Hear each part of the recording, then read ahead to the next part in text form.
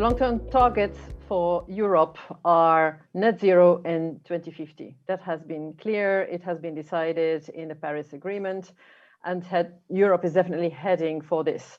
The question is whether we are going to reach these targets in time. Today, we see that we have penetration levels in Belgium, in the Netherlands, of like 10% for renewables. For France, we have penetration level, just like Germany, like around 20%. So we still have a long way to go.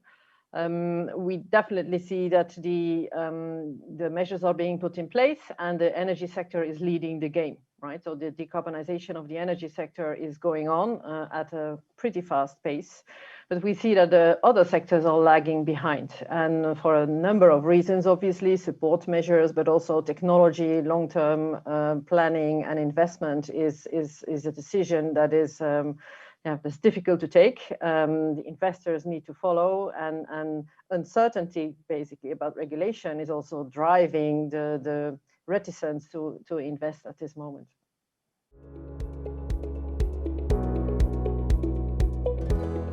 You asked me whether there is enough political support in the Benelux France region for this net zero transition towards 2050. I would say yes. Regardless of the political party, the leading political party, whether it's going right or left, I think the general public is asking for transition, right? Even the younger generation is asking for climate change measures, etc. So this is definitely a game that is here to stay. What we see in terms of measures being put in place, we have to look at European level measures versus country measure levels. And I think at the European level, what we see are definitely evolutions in support schemes. There's huge capital being made available, obviously going to be paid by the European citizen and the European industry at some point. But the measures are being put in place. What we see is a shift from renewable technologies which become mature towards new technologies like hydrogen, and hydrogen strategy coming in, and support measures for this. So this is what happens at the European level. At the country level, we have different kinds of support schemes which are very much dependent on the composition of the energy industry as it stands today. France is a very nuclear country at this moment, so obviously there is some sort of defense to actually keep nuclear going, whilst Belgium wants to exit the nuclear industry. So there we see obviously different support schemes going into, let's say, slightly different directions, but all are in the end aiming to integrate renewable in the mix much more.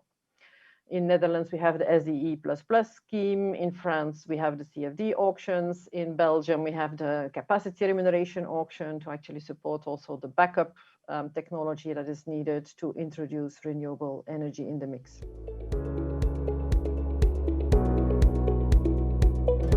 First of all, we need to start with the carbon price levels of today, right? So the prices we see today have risen until like 40-50 euros per ton, and I think that has increased quite significantly over the COVID period in the last year.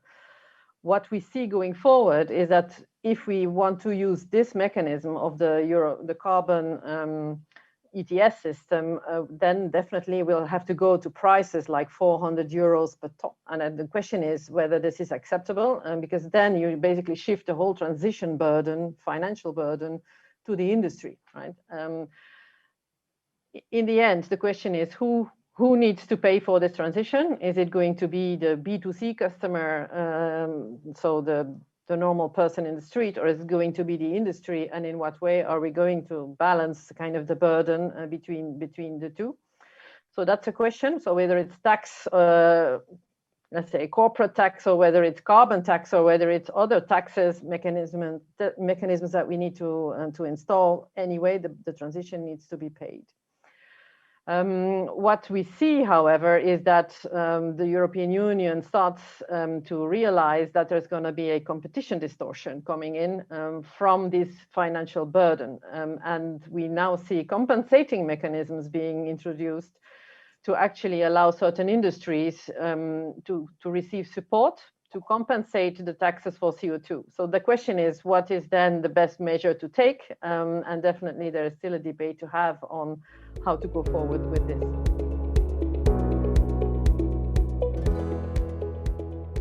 If we look at where the capital is coming from to actually fund the energy transition towards renewable, towards net zero, we have to look at it from different angles. First of all, there are the state mechanisms, the support mechanisms from tax money, basically, who are partly funding the investment or topping up investments that would not be profitable, at least not at the introduction stage.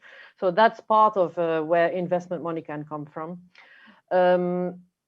Other type of investors definitely have different risk profiles, and depending on the risk profile they have, they may come in earlier or later in the investment stage. Typically in a renewable project, you see early seed money coming in, and so developer money, which is more high risk because you don't have the permits yet, etc. So these parties obviously try to cash out at some point, and when a certain level of the risk has decreased. When permits have been received, at that moment you see more institutional investors coming in because they see more certainty into this income and return on investment coming in. So this is how Baringa looks at investment projects, and that's where also our market advisory services come in. At each of these stages of financing, we produce market reports and we produce price projection curves that help investors of different nature look at the economics of a project as it progresses towards becoming live. When we look at typical forms of players, we first of all have the big oil majors who want to enter the power industry, and they have to decarbonize, so they have to find another leg to actually build their strategy on, and definitely investing in renewable, solar, wind, etc. is part of the oil majors' strategies coming in. So they have to acquire the assets. They come in usually at a stage where the project has already a certain level of certainty. Another category of investors is pension funds. Pension funds are looking for certain money. They are gaming with pension money, so they are looking for, let's say, certain stable incomes, and therefore they like projects who are still funded by either state money, also support schemes, or PPAs, fixed price PPAs, which gives them a certain level of certainty for a period of let's say like 15, 20 years. They're getting more anxious in the tail end of the project when they don't know whether the prices are still going to be profitable for them, the market prices. And that's where Baringa indeed can help to assess the risk at the tail end of a project. A last category of players, which is definitely using, let's say, a technology background and trader background skill, is the players that are looking for merchant operation. And what we see is that as projects going forward, even the more institutional ones, they will shift over time towards more merchant operation. And so those that already have the skill can already play the market prices today, but therefore you absolutely need the skill, the systems, etc. In-house. If you don't have the skill, then you better prepare for it, let's say, in a later stage. And that's also the kind of players that Baringa can assist with putting up a trading floor capability, a trader capability, and a back office and risk management capability. Today we see a number of barriers still in place to help the industry to decarbonize.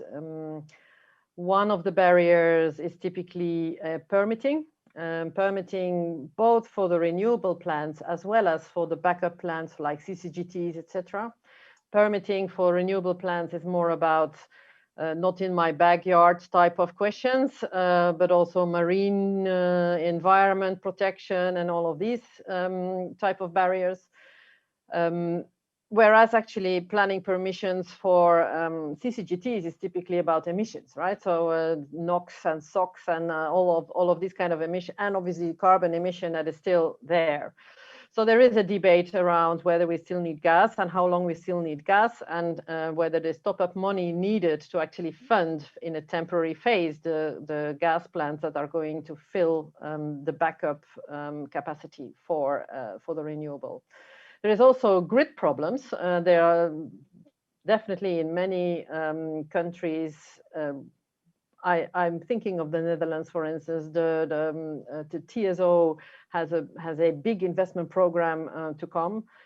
They see big congestions at different levels in the grids. It's not only on TSO level, it's also on DSO level, where in local branches of the grid cannot host enough renewable capacity. Typically, in more rural areas where it would be logic to put wind turbines, more solar, etc. Typically in these areas, the branches of the grid are not as strong, and therefore there's definitely some measures to be taken to see how can we actually alleviate congestion in the area.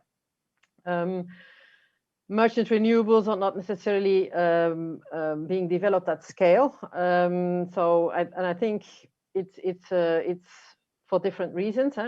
Obviously, capital is one. Support scheme is another one. So profitability and top-up levels that parties can receive. Government budgets to support this transition are still, small, let's say, especially now after the COVID period. We'll see that there's a bit of a shift likely going into the economy revival rather than to purely into the transition funding. Balancing costs can be very high in certain markets, and obviously new technologies like hydrogen, power to gas, gas to power, biomethane, etc. Questions around that and regulation around that are still not in place. Standards are not in place, and therefore investors are hesitating to actually move forward, and they are looking at each other to actually see where and how are we going to invest. That said, I think every country is very different, right? So I give an example. The Belgian DSOs have pretty good capacity still available. So for them, flexibility is not an issue. Whereas in other markets, putting more flexibility and granular flexibility, not just high and big plant flexibility, is crucial to actually, for instance, avoid negative prices. So yeah, there is a number of measures that we will need to put in place as a mix, and it's going to be a puzzle for each country, and a different puzzle for each country.